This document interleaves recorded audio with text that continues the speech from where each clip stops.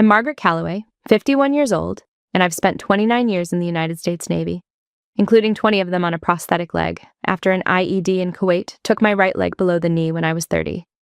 I kept going anyway. I made flag anyway. And when my son's commanding officer laughed at me on a ship's quarterdeck for the way I walk, I let his own Master Chief handle it.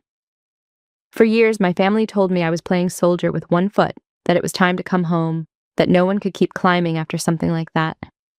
I proved them wrong one promotion at a time, until I had 2 stars and a career they couldn't explain away. But this story isn't really about rank. It's about what it costs to stay when everyone who loves you is asking you to stop, and what it feels like when you finally don't have to explain yourself to anyone anymore. Have you ever had the people closest to you decide who you should be before you got to find out for yourself? If so, tell me your story in the comments. You're not alone. Before I get into everything that happened, tell me where you're tuning in from. And if you've ever had to keep going when someone told you to stop, hit that like button and subscribe. My father was a chief petty officer in the United States Navy, and he spent the first 14 years of my life teaching me, mostly by example, that there are 2 kinds of people: the ones who keep their word and the ones who don't. He was a decorated sailor and a difficult husband, and by the time I understood the difference, he was already gone. My parents divorced when I was 14. My mother moved my sister Dana and me to Richmond, and my father retired and drifted in, the way that men drift when they've lost the structure that defined them. I grew up without him in any meaningful sense, but I grew up with the Navy, the rank insignia, the deployments, the particular seriousness of it.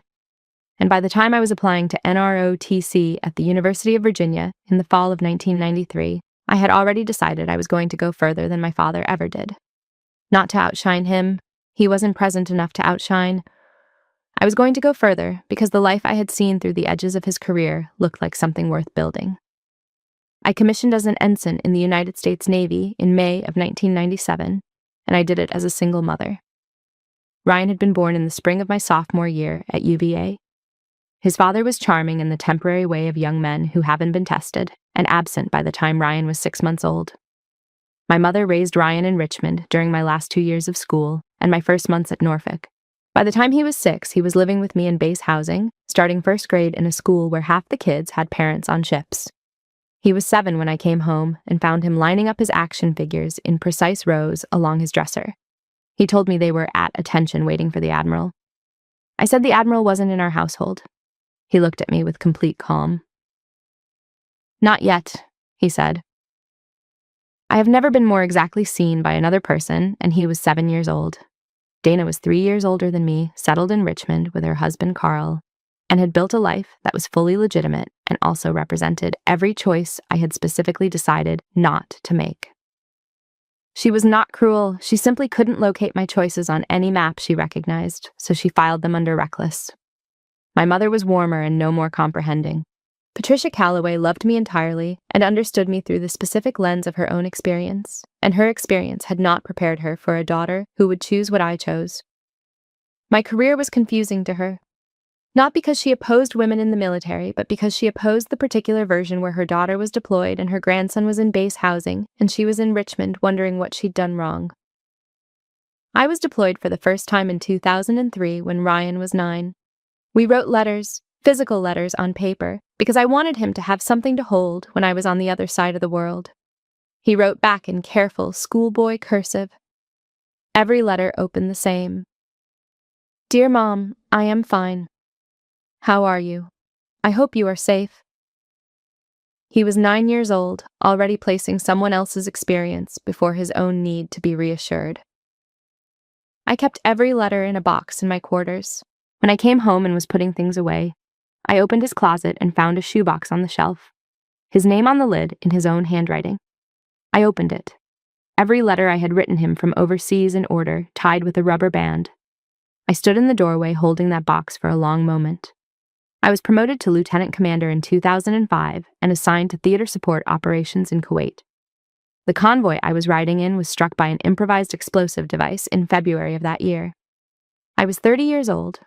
I woke up in the ICU at Landstuhl Regional Medical Center in Germany with an abscess below my right knee that was going to require permanent adjustment. I was angry in the first week, in the private way I'm always angry. Composed outside, furious at the interior edges. By the second week, I had arrived at pragmatism. By the time I was transferred to Walter Reed, I was asking specific questions about prosthetics and rehabilitation timelines, because those were the questions with answers I could act on. Ryan came with my mother to Walter Reed. He was 11. He did not cry. He held my hand, and after a few minutes asked, with complete directness, "Does it hurt? Does it hurt, or is it just weird?" I told him more weird than hurt at that stage. He nodded. "Good. Then you can still do stuff." My mother was in the chair by the window, doing the crying for both of them, which was understandable. But it was Ryan I watched. 11 years old, deciding on the spot that this was not an ending, just a development. He was the clearest person in my life then. He still is. There is no dramatic moment I can point to where I decided who I was going to be. It was not the commissioning ceremony, though that mattered. It was not my father leaving, though that shaped things. It was more like a gradual accumulation of certainty that built across years. The NROTC physical training at 5 a.m, the decision to keep Ryan and finish the degree, the commissioning itself, and then every subsequent morning when I woke up and put on the uniform and went to work and felt, unmistakably, that I was doing what I was supposed to be doing. That feeling is not something you manufacture. It is something you recognize when you are in it. I recognized it early and I never lost it. My recovery and return to active duty in 2006 was the beginning of what I think of as the second chapter. The one where I had to reassemble everything I had built, with new equipment, inside a family that had decided, while I was at Walter Reed, that the reassembly itself was a mistake. I was assigned to a shore billet at Naval Air Station Oceana, which was the appropriate assignment for my physical situation, and I treated it the way I treat every assignment, as the work in front of me to be done well. Relearning to run took 11 months. That sentence compresses what it actually involved. 300 and some days of daily recalibration, measuring improvement in increments honest enough to be real, working through the specific physical logic of balance and momentum and compensatory muscular effort until I could manage 3 miles without compensating visibly in my stride. I ran every morning. I did not discuss the difficulty widely. I was specific and clinical with my physical therapist and composed with everyone else. Ryan was 12 and back living with me, starting middle school. He woke up every morning and watched me ice the residual limb before I put on the prosthetic, and he never made a face, never suggested I do it somewhere private. He handed me the ice pack when I reached for it, the way you hand someone something when it's near your side of the table. No ceremony in it, no performance. Just 2 people managing a morning. My mother began calling every Sunday with a new version of the same proposal. A friend's husband had taken medical retirement after a knee injury and was gardening now, much happier. She'd seen something on television about veterans' transition programs. Dana had talked to someone at a company in Richmond that was specifically respectful of veterans' service. Every Sunday, different words, identical structure. I listened to each version with the same attention I give everything, told her each Sunday I was not planning to retire, and she received this with a brief silence and pivoted to asking about Ryan's grades or his teacher or what he was eating. Dana's version of the same concern arrived with more certainty. She communicated worry as a case to be made, and she had done her research. She came to Richmond for a dinner in the spring of 2007 that I understood within 20 minutes had been arranged well in advance. Carl was there. The meal was more elaborate than usual. Dana had a sequence. She went through it methodically. The insurance picture, the realistic trajectory for a woman advancing in a military system with a significant documented physical limitation, the question of what Ryan needed in terms of a stable home environment. She spoke like someone who had arrived at her conclusion and was now reading the evidence into the record. Then she said it plainly. "You're playing soldier with 1 foot, Maggie. It's time to grow up." The table was quiet. My mother looked at her plate. Carl looked at the painting above the sideboard. I looked at Dana and felt something in my chest that was not grief and was not hot anger, but clarity. The specific, clean clarity that arrives when someone says exactly the wrong thing with such precision that the right path becomes obvious. I thanked my mother for dinner, said goodnight, drove home to Norfolk with Ryan asleep in the back seat and the radio off. The drive was 1 hour and 40 minutes. I arrived at a decision that had been forming for 2 years and was now permanent. My family had drawn a map of my life that ended in Richmond, and I was already somewhere else, and I was not going back. My mother's Sunday calls stopped for a while. There's a specific kind of grief in the silence of a mother who loves you and has temporarily decided she can't locate you. I did not chase it. I gave her space to find her way back on her own terms, which she eventually did. Slowly, imperfectly, in the way people return to things when the absence has become more uncomfortable than whatever they were protecting themselves from. I missed her during that time. I kept going. Commander in 2009. Ryan was 15 at the ceremony in khakis because I'd told him to dress up, watching the proceedings with the careful expression of someone who doesn't have all the context but fully understands the weight. In the parking lot afterward, he said with complete seriousness, "Are you the same rank as Dad now?" I explained there was no rank for Dad. That was a different system. He thought about this. "But you're still going up?" "Yes." He nodded once. "Good." The milestones kept coming. My promotion to captain in 2016. A text from Donna with 2 exclamation points. My first star in 2021. She called and said, "I never know what those titles mean. Is that a good one?" I told her, "Yes, that's a good one." She said, "Good for you." I thanked her and meant it because she was trying, and trying from Donna was something. And I had learned to receive the things people were capable of giving rather than holding out for the things they weren't. The years between the intervention dinner and the ceremony at Norfolk were not years I spent waiting for acknowledgement that didn't come. They were years I spent working. That is the part of this story that doesn't have a dramatic shape. The daily accumulation, the long stretch of effort and progress and gradual ascent, none of it visible until suddenly it is. I want to tell you that part plainly because the dramatic moments, the quarterdeck, the salute, the silence, only mean what they mean because of everything that came before them. The long road is the story. The dramatic moments are just the markers on it. The morning of April 23rd, 2026 began the way my mornings usually begin.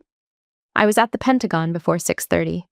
My aide, Lieutenant Commander Alicia Park, briefed me at the door. Congressional liaison at 9, budget review at 11, flag sync in the afternoon.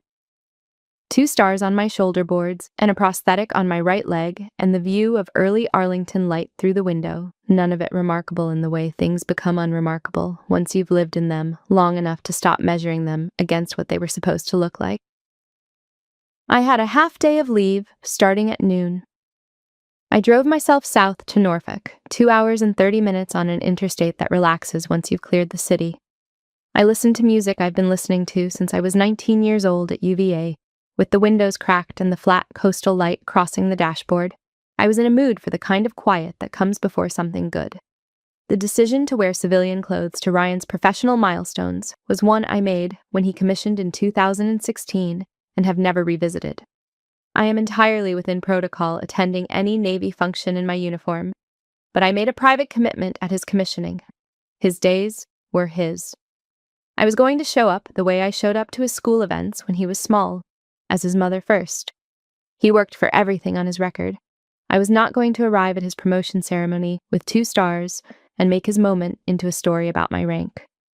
I chose a dark blue blazer, gray slacks, civilian shoes. I parked in the visitor lot at Naval Station Norfolk. Not the flag lot, the visitor lot near the main gate. I signed in as Margaret Calloway, guest of Lieutenant Commander Ryan Calloway, USS Harlan County. I walked up the brow. The quarterdeck of a guided missile destroyer has a geometry I have known for 30 years. The angles of deck plate, the smell of salt and metal and paint, the low vibration of systems that never fully quiet. I have walked onto ships my entire adult life, and I still feel the same thing every time. Not pride, not authority, but something quieter. A recognition, as if the ship and I are simply familiar with each other. I stepped onto the quarterdeck and began walking toward the forward deck where the ceremony was assembled. The harbor was moving. The morning was clear. Captain Derek Holt was near the brow with 2 of his officers, all 3 in service dress blues. He was in his mid-40s, comfortable in his authority. He saw me walking, the slightly deliberate quality of gait that comes from carbon fiber on steel deck plating, and said it the way people say things they believe they can say, easily without fully looking up, in the casual voice of a man who had not been corrected in some time. "Try not to trip on deck, sweetheart." Short laugh. One of his officers produced the small, constrained smile of a man who knew exactly what had just happened and was not going to address it. I did not stop walking. I have heard variations of this thing for 30 years, And I knew within 2 seconds that it was ignorance and arrogance in equal measure, and that neither required my immediate response. I kept my pace. Master Chief Thomas Vasquez came around the starboard side of the quarterdeck. He had served under my command at Naval Support Activity Naples for 2 years, and he had a Master Chief's memory for faces and a Master Chief's complete indifference to whatever else was happening in a room when something more important required his attention. He saw me the moment I cleared the approach. He came through the space between Captain Holt and the rail without hesitation. Not aggressively, simply with the purposeful efficiency of a man whose attention had been claimed. He stepped directly in front of me and snapped to rigid attention. His right hand came up in a salute that was precise, complete, and unhurried. "Admiral Calloway, ma'am. I didn't know you were coming aboard. Welcome aboard, ma'am." I returned his salute the way I return every salute. Present, correct, without performance.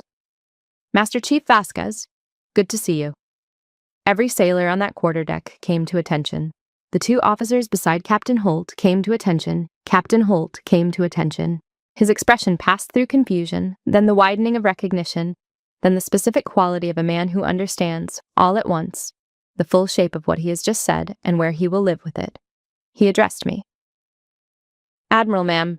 I apologize. I was not aware." I met his eyes. "At ease, Captain." I continued toward the ceremony. The ceremony was on the forward deck with the harbor visible beyond the rail. Ryan was called forward and stood at attention in his dress blues, controlling a smile, and when he turned and found me in the crowd, his face did the thing it has done since he was a child.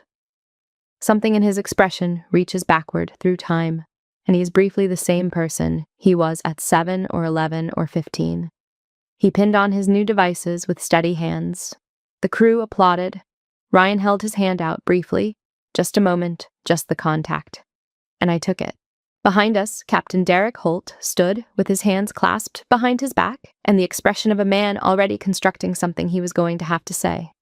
In the passageway below, decks after the ceremony, Ryan found me before anyone else did. One of his junior officers had pulled him aside during the reception portion and told him what had happened on the quarterdeck before the ceremony began. Ryan was managing his composure with visible effort. He has his mother's self-discipline and his own slower fuse, and right now the fuse had a short length of run left on it. He asked me directly whether Captain Holt had actually said it. I told him yes, he said. "And you just walked past him?" I said yes. He looked at me for a moment in the way he processes things he needs to sit with fully before he can respond to them, and then he said quietly, "You could have destroyed him." I said I knew. There was a pause.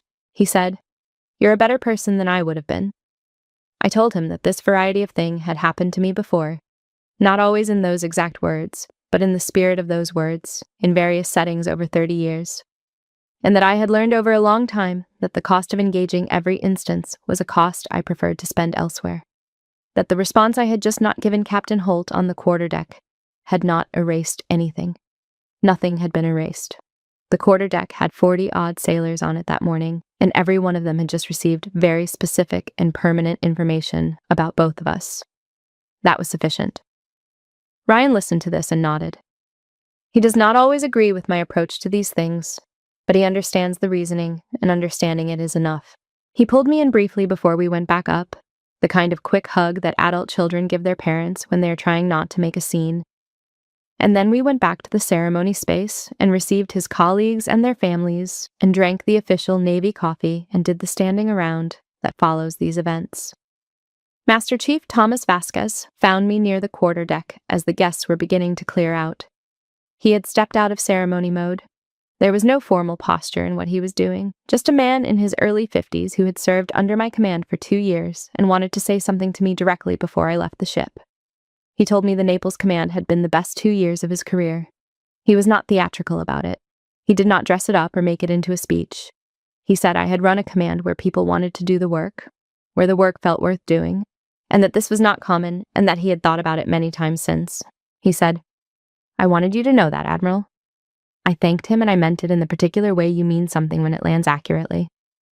When the thing someone says to you is the precise true thing about the part of your work that you actually cared about. Leadership is easy to describe in terms of results and metrics and the things that end up in fitness reports. What is harder to describe and what actually matters is whether the people working alongside you feel that the work they're doing has weight. Thomas Vasquez was telling me that he had felt that. That was the whole job. He started to turn away, then stopped. He said, "One more thing, ma'am. I'm going to make sure the captain addresses you formally before you leave." I told him it wasn't necessary. He looked at me with the mild, steady expression of a master chief who has made a decision. "It is to me, ma'am," he said. Captain Holt found me near the brow 20 minutes later. He was composed, which I noted and respected. It is not easy to apologize to someone you've just publicly insulted in front of your own crew, and doing so with composure requires something. He addressed me by rank. He said the words unprofessional and conduct unbecoming and my full responsibility. He did not hedge, and he did not slip into self-pity or self-justification, and he did not offer the explanation that he hadn't known who I was, which is the explanation that would have made me less inclined to accept the apology. He simply said what he had done was wrong and that he was sorry. I received it. I told him I appreciated the apology and that I wished him well in his command. I said nothing further. I did not file a report, file a complaint, or discuss the matter with anyone in his chain of command. I have never believed in arranging consequences for people when circumstances will arrange them adequately without my involvement. Captain Holt will spend the remainder of his tour on USS Harlan County, knowing that 40 sailors watched him mock a rear admiral and watched his master chief correct the situation without being asked. He will carry that in every morning brief and every department head meeting and every time he walks across that quarterdeck. That is not a punishment I constructed. It is simply the natural and permanent cost of saying certain things in front of people who don't forget.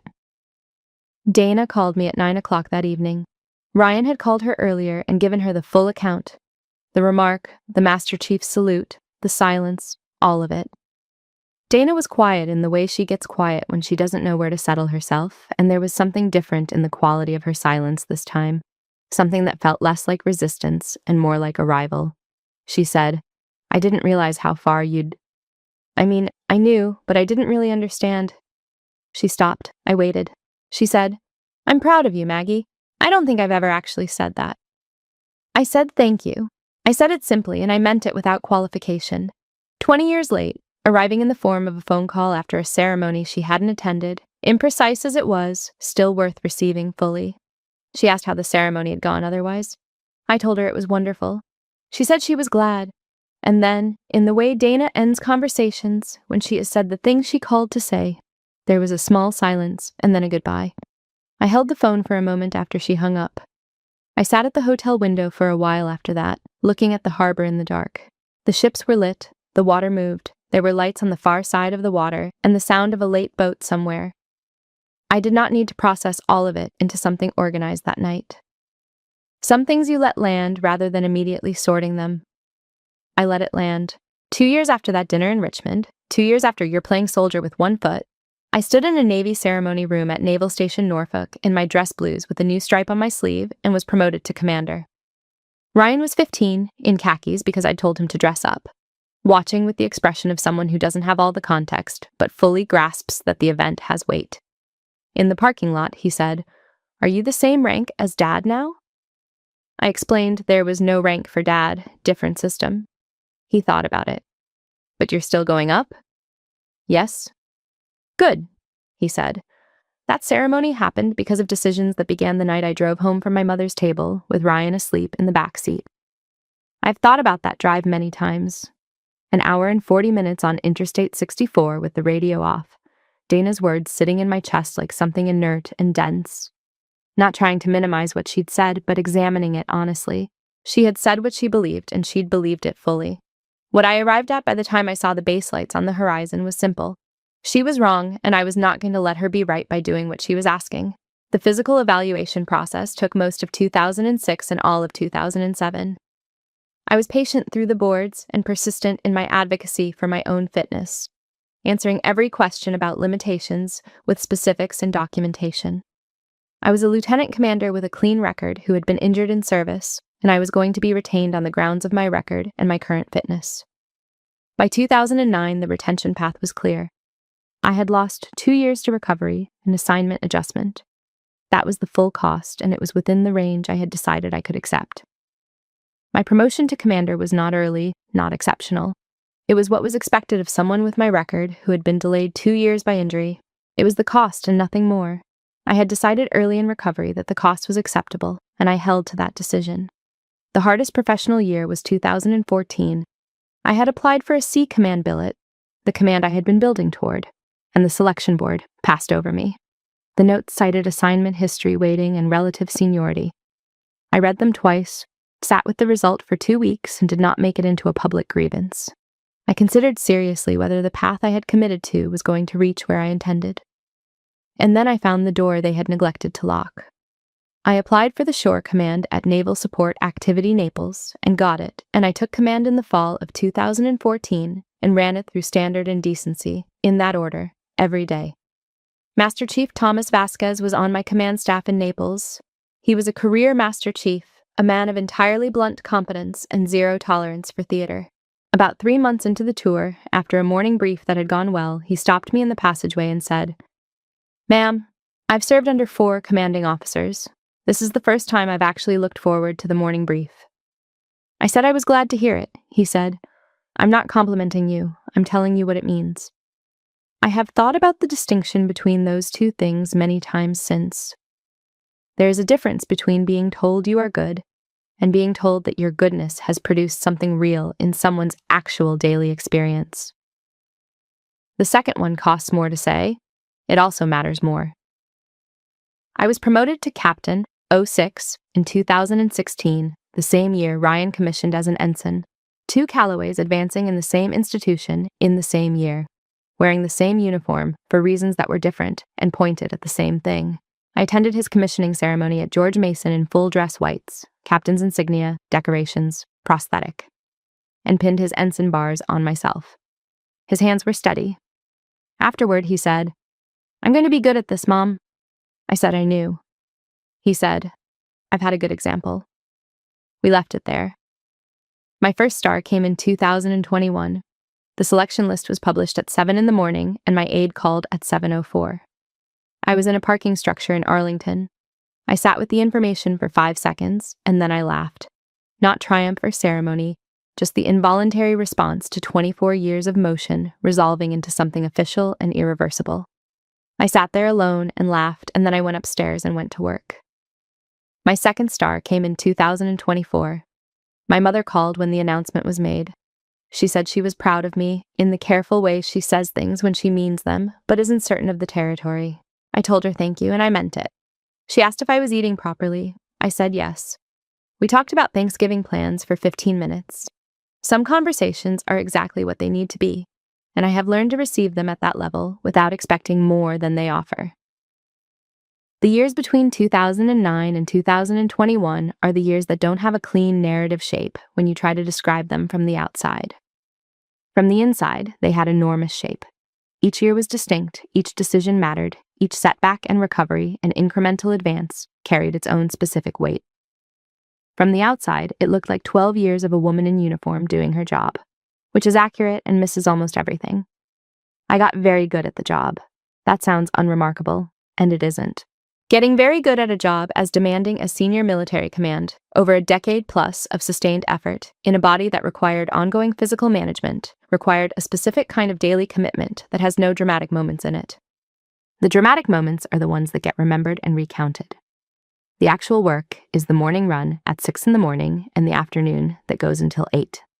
And the decision to prepare for the next evaluation rather than rest after the current one, and the slow accumulation of evidence that you are someone whose record speaks for itself.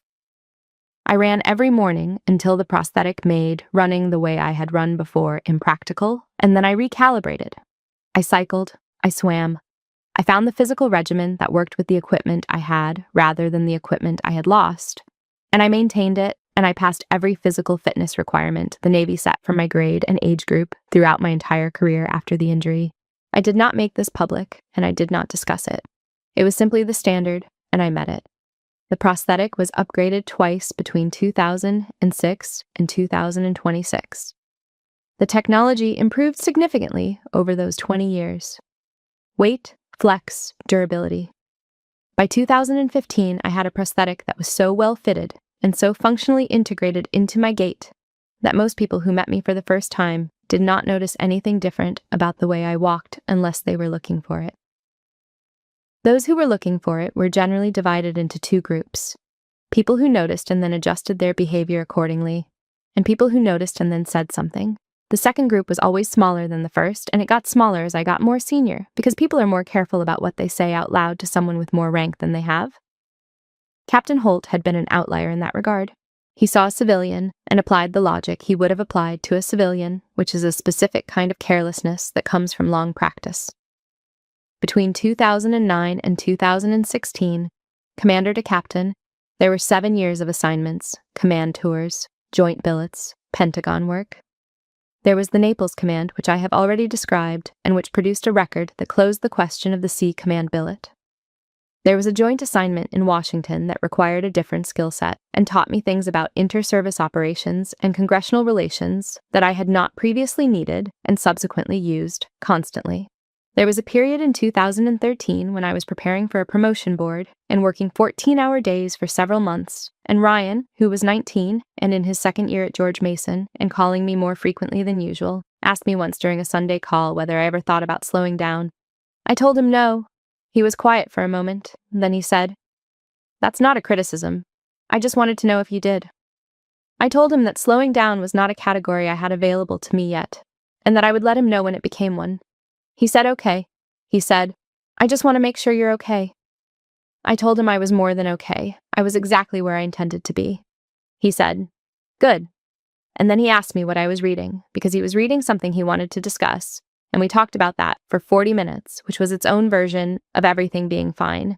The flag billet came with the promotion to Rear Admiral Lower Half in 2021 and brought with it a set of responsibilities that I will describe as large without being more specific, because the specific work is not the story I'm telling here. What I will say is that the transition from captain to flag officer is a real transition, not just in what you do, but in how you operate, in the scale of the decisions, in the way other people relate to you. Some of the adjustment was straightforward. Some of it required recalibration of habits I had built over 20 years. All of it was worth doing. My promotion to Rear Admiral, full Rear Admiral, 08, 2 stars, came in 2024 when I was 49 years old. I called Ryan when the selection was announced. He said, "I knew it was going to happen. I've been waiting for you to tell me." I asked how long he'd been waiting. He said, "Since about 2015. I told him that was generous. He said it was accurate, which is different from generous. Dana sent a card. My mother called. Neither of them fully understood what the promotion represented in terms of career trajectory and institutional significance, and neither needed to. My mother said she was proud of me in the careful way she says things when she means them, but isn't sure of the territory. I told her thank you. I told her it meant a great deal to me. She asked if I was eating properly, and I told her yes, and we talked about Thanksgiving plans for 15 minutes. Some conversations are exactly what they need to be. The years I am describing, the years between the injury and the second star, are 20 years. 20 years is a significant portion of a person's life, and I am aware that summarizing them, even at this length, compresses them in ways that lose detail. What I can tell you is that every day of those 20 years, I put on the prosthetic and went to work and did the work in front of me to the best of my ability on that day. And that over 20 years of doing that, a great deal accumulates. That is all that happened. There was no secret. There was no shortcut. There was no single moment where things turned. There was only the accumulation of effort over time, which is the only thing that actually works, and which looks, from a distance, like something more dramatic than it is. There is a box in my apartment in Arlington that holds every letter Ryan wrote me during my deployments. The earliest ones are from 2003 when he was 9. The handwriting is careful, slightly labored, letter by letter, the way kids write when they've been told to slow down, and the effort shows respect. The content was consistently school, weather, the neighbor's dog, what he was playing, what he'd watched, and then, always, before the closing. I hope you're safe. Every single letter from age 9 until he was 14. The handwriting in the last ones was loose and fast, a teenager's confident scrawl. The sentence was still there.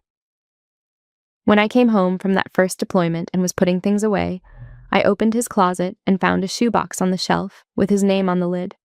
I opened it. Every letter I had sent him from overseas, in order, tied with a rubber band. I stood there holding the box for a long moment before I put it back.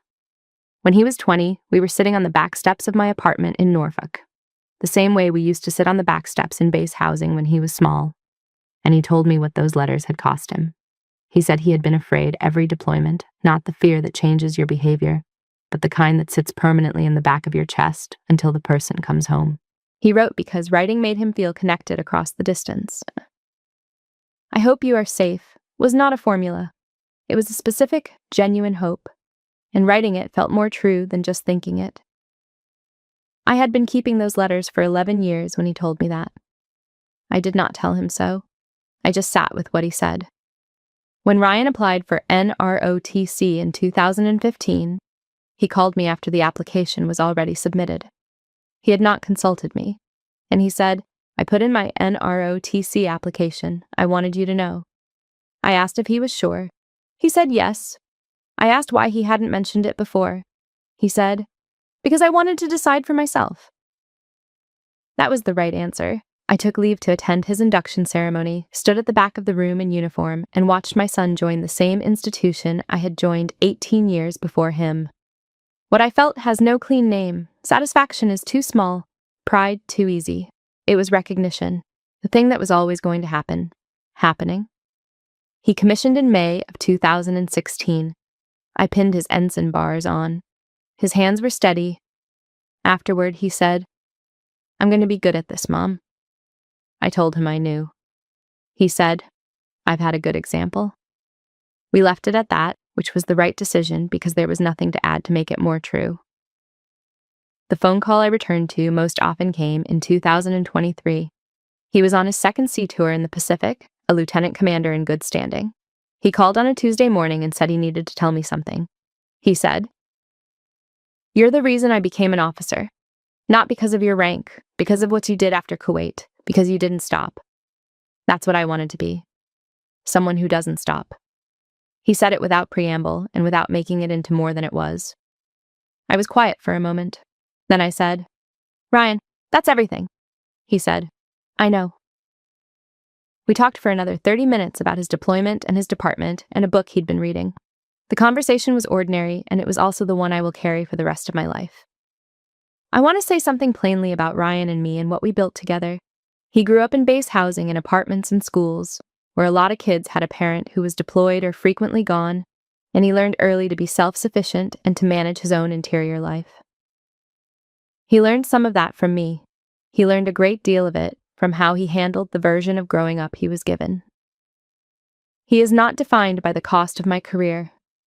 He is, in part, made by how he met that cost. He is 32 years old and a lieutenant commander and a husband and a person of genuinely good character, and I had the privilege of being there for some of it. He did the work of becoming who he is. The best thing a parent can do is give the example and the structure and the consistent honesty, and let the person grow from there. That is all I did. It turned out to be enough. When I think about the question that gets asked most often, how do you keep going when people around you have decided you should stop? The honest answer is that I never experienced it as a question requiring an answer. The choice to stop was never available to me in any real sense. Not because I'm exceptional, not because I lacked the normal human appetite for rest and easier paths, but because I understood very early that the life I was building was the life I was supposed to be building, and every piece of evidence that came back confirming that, Ryan at the end of the parallel bars, Thomas Vasquez stopping me in a Naples passageway, a star on my shoulder board, was simply confirmation of a thing I already knew. The people who told me to stop did not have better information than I had. They had a different picture of me. I had the actual one. 2 weeks before the ceremony, my daily life at the Pentagon looked the way it looks most days.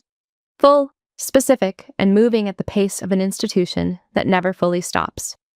I was in the building before 6:30 every morning. My aide briefed me at the door. The calendar had what the calendar always has. Meetings with people who need decisions that require background that requires time to read and synthesize and form a view on. I am good at this work. I have been good at it for long enough that it no longer requires the effort it once did. and the effort it does require is effort I have the capacity for. That is what 29 years builds, capacity.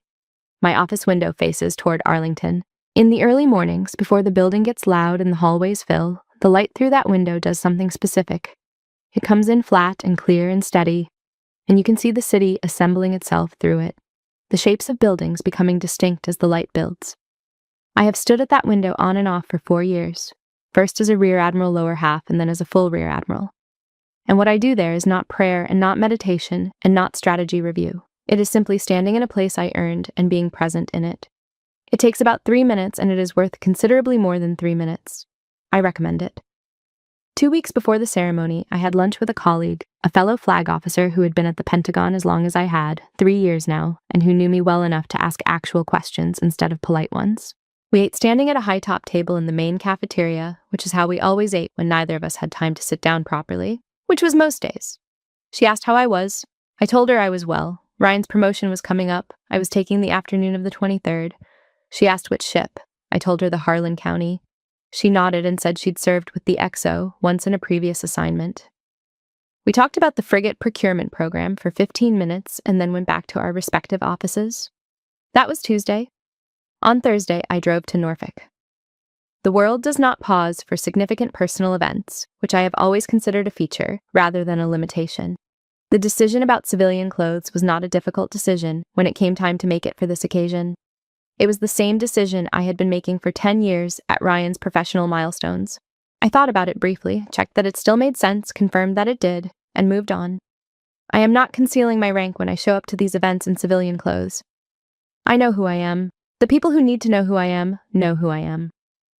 I am choosing to set the rank aside for the specific hours of my son's moment because his moment is his, and my presence as his mother is more valuable to both of us than my presence as a flag officer. I selected a dark blue blazer and gray slacks and civilian shoes. I packed my overnight bag. I set an alarm for 5 in the morning because I intended to be on the road before 6, which would put me in Norfolk before 9 with time to spare. I went to sleep early, which I always do when I need to be somewhere in the morning. This is a habit from 30 years in the Navy. You sleep when you have the opportunity, because the opportunity is not always available. Dana called 2 days before the ceremony. It was not the call I had been expecting. Not her usual register of careful questions designed to assess a situation from a safe distance. She asked about the ceremony format and who would be there, and then there was a pause and she said, "Are you proud of him?" I said, "Of course. More than I can say." She was quiet for a moment. Then she said, "I think you should be proud of yourself, too. For all of it." The sentence was imprecise in the way that Dana's sentences about me are usually imprecise. She doesn't have the language for my specific career, and she has stopped pretending otherwise. But the intent was clear and genuine, and fully arrived, and I received it as the gesture it was. I packed the car that night and drove south in the early morning, the best driving, the morning hours before traffic builds, and the interstate belongs mostly to trucks and early travelers. The coast plain opened out below Richmond, and the light came up flat and clean across the fields, and I listened to albums I have been listening to since I was a teenager, and I thought about nothing that required effort. I stopped for coffee at a gas station on the coastal plain and stood in the parking lot with my cup and looked at the morning and did not think about rank or ceremony or what any of it meant. Just the morning, just the coffee, just the quiet. I parked in the visitor lot at the base, not the flag lot. I had made this deliberate choice when I confirmed I was going as a guest, and I did not second-guess it. I signed in at the main gate as Margaret Calloway guest. The petty officer at the gate was professional and prompt and had no particular reason to look at me twice. I walked to the pier. The day was clear and cool. April on the Virginia coast, the harbor moving in the way it always moves. I walked up the brow and onto the quarterdeck of USS Harlan County, and the ship felt exactly the way a ship feels. The smell of salt and paint and machinery, the low vibration of systems running, the geometry of a working vessel that has been cared for. I have stepped onto more ships in my career than I have counted, and it still produces the same response in me. Not a performance of feeling, just the body recognizing a familiar and meaningful environment. I am a Navy officer. This is where I've always been most completely myself. The quarterdeck and Captain Holt and Master Chief Vasquez were 17 seconds away. I was walking steadily. The harbor was bright, The morning was exactly what it was supposed to be. The dinner was at a waterfront restaurant Ryan had chosen, not formal, which was the right call, not loud, which was also the right call, and with a view of the harbor in early evening that was straightforwardly worth looking at. He had made a reservation for 5, himself and Claire, 2 colleagues from the ship, and me.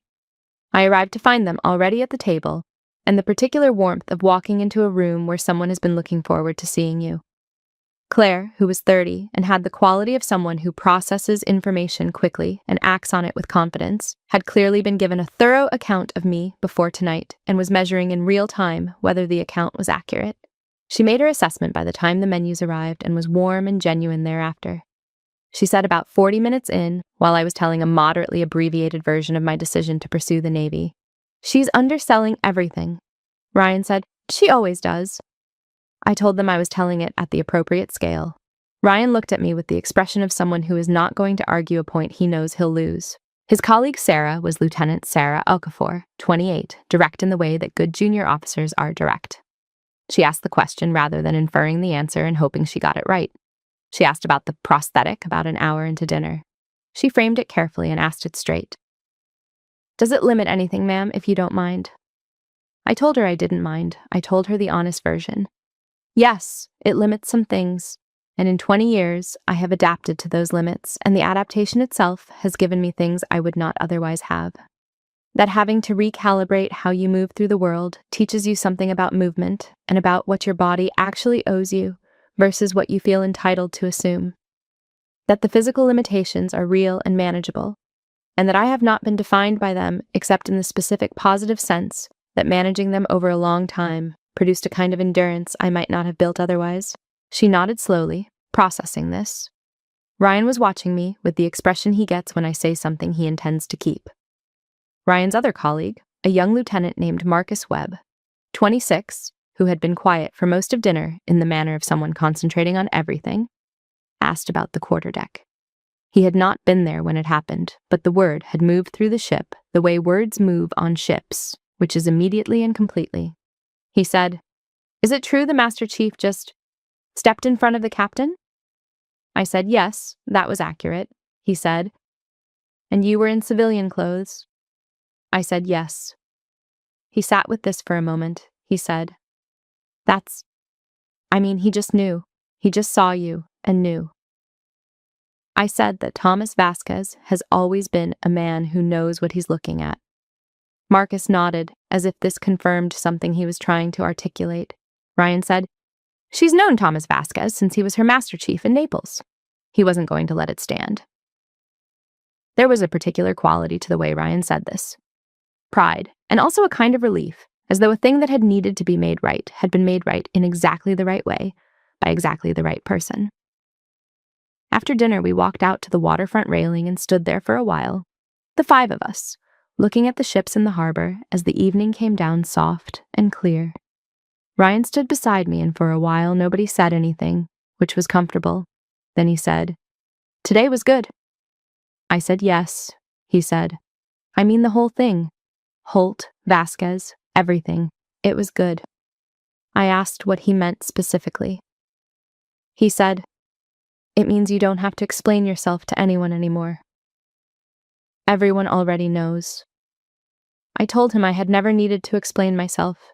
He smiled in the way he smiles when he agrees with something, but is going to say the thing anyway. "I know, Mom, but now they don't need you to." We stood at the railing a while longer. The ships were lit, the water moved. My mother called at 9:17 that night. I was back at the hotel with my shoes off, sitting at the window looking at the harbor in the dark. Patricia Calloway, 76 years old, calling on a Thursday evening with the particular quality in her voice of someone who has been sitting with something and has decided to say it. She had talked to Ryan. She had watched the short video on her phone. Claire had taken it at the ceremony, the moment where Ryan and I were standing near the bow and he briefly took my hand. And she had been told about the quarterdeck. She was quiet for a moment after I answered. Then she said, "I'm sorry I didn't understand what you were doing. I should have. A long time ago." It was not a complete accounting. It did not address the intervention dinner or the Sunday proposals or 20 years of gentle, loving, persistent pressure to become something smaller. It was an old woman saying the truest thing she could find in the language she had available. And it was late, and it was imprecise, and it was entirely genuine. I know the difference between people who are trying and people who are not trying. And I know what it cost my mother to say anything direct about anything that matters. I said, "I know, Mom. Thank you." She asked if I was well. I said yes. She said she was glad. We talked for 11 minutes about other things. What she'd been watching on television, whether Dana's youngest was doing better in school, and I was entirely glad to be talking to her about those things, which was its own kind of answer to every question. After I hung up, I put my shoes back on and went outside. The Norfolk waterfront at night has its own specific quality. The ships lit against the dark water, the sound of water moving against the pier, the particular smell that never fully leaves your memory once you've spent time in the Navy. I walked without a destination. The air was cool, the kind of April evening that is still deciding whether to be winter or spring. I walked with no particular purpose except to be outside, which is something I do when I have processed a great deal in a short time and need the body to do something simple. The prosthetic is carbon fiber, and it has been part of my body in the practical sense for 20 years. It is not a metaphor, and it is not a symbol, and it is not a burden. It is the equipment that carries me, the same as any equipment you maintain and rely on and take for granted, because you have been using it long enough. I do not think about it the way people who have not lost a limb imagine you must think about it. I think about it the way you think about your knees, not at all until something reminds you, and then only briefly. I walked and I thought about Ryan pinning on his devices with steady hands. I thought about Master Chief Vasquez stepping in front of a captain and snapping to rigid attention with a salute that had nothing performative in it and everything deliberate. I thought about Dana saying, "I'm proud of you, Maggie." I don't think I've ever said that, and about my mother saying I should have understood. I thought about parallel bars in a rehabilitation facility in 2005, a kid at the end of them with his hand out, saying, "I got you, Mom." And I thought about the drive from Richmond to Norfolk in the fall of 2007, the radio off and the decision forming, and the clarity that arrived by the time the base lights came up on the horizon. I am 51 years old. I have been in the United States Navy for 29 years. I have 2 stars on my shoulder boards, and a son who became an officer because he watched me not stop, and a box of letters from a 9-year-old in a shoebox in my apartment in Arlington. I have a leg that a great many people, over a great many years, believed would be the end of the story I was trying to tell. It was never close to the end. It was one chapter in a much longer story, and every chapter after it was better.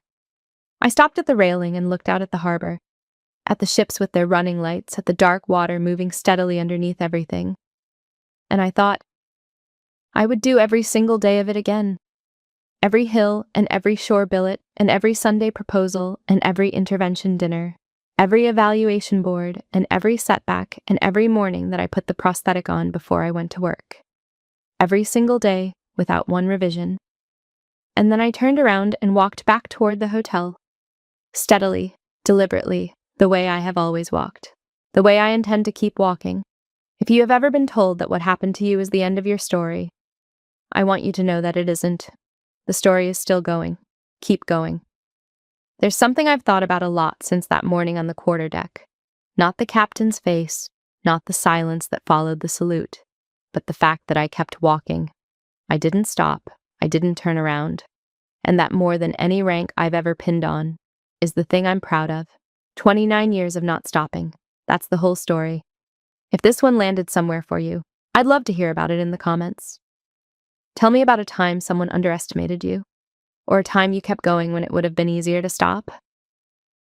I read every single one. If you've been watching and you're not subscribed yet, now's the time. Hit subscribe and the bell.